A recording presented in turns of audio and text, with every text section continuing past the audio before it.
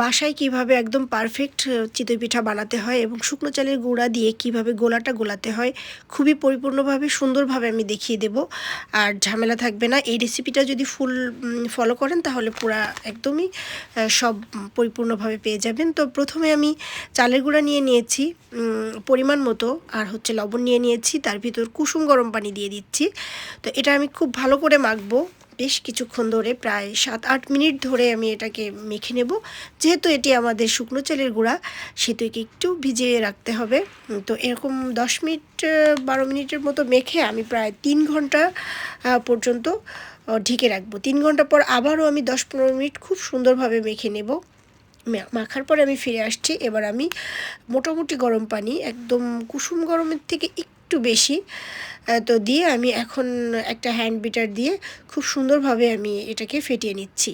কেউ চাইলে চামচের সাহায্যে দিতে পারেন। আমি এই যে দিয়ে দিলাম বেকিং সোডা। তো বেকিং সোডাটা একটু ফুলতে সাহায্য করবে, এমনি এই প্রসেসিংয়েও সুন্দর ফুলবে।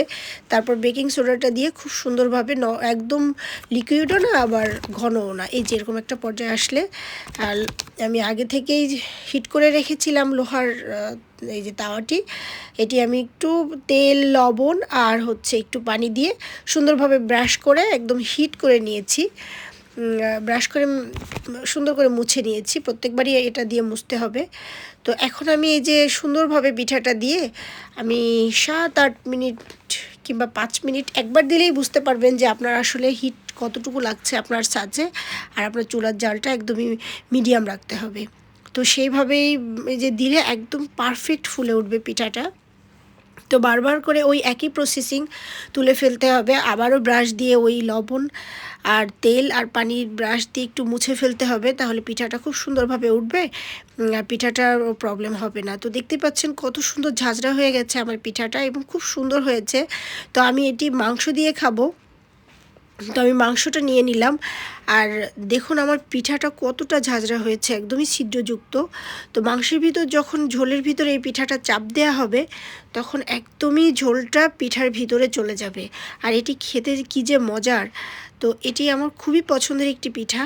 আর আমি যেভাবে বলেছি এভাবে যদি প্রসেসিংটা ফলো করেন তাহলে ইনশাআল্লাহ পারফেক্ট চিতই পিঠা পাবেন। আর বাসায় বসেই এই সুন্দর স্বাদটা নিতে পারবেন। দেখতেই পাচ্ছেন একদমই পিঠার ভিতর একদম ঝোল চলে যাচ্ছে একটু চাপ দেওয়াতেই। তো আশা করি সবাই এই রেসিপিটা ফলো করবেন আর ট্রাই করবেন। তো সবাই আমার জন্য দোয়া করবেন। আমি রুমা আজকের মতো এখানেই বিদায় নিচ্ছি। আবার নতুন কোনো রেসিপি নিয়ে ইনশাআল্লাহ আপনাদের সাথে দেখা হবে। সবাই ভালো থাকবেন, সুস্থ থাকবেন। Thanks for watching. আল্লাহ হাফেজ।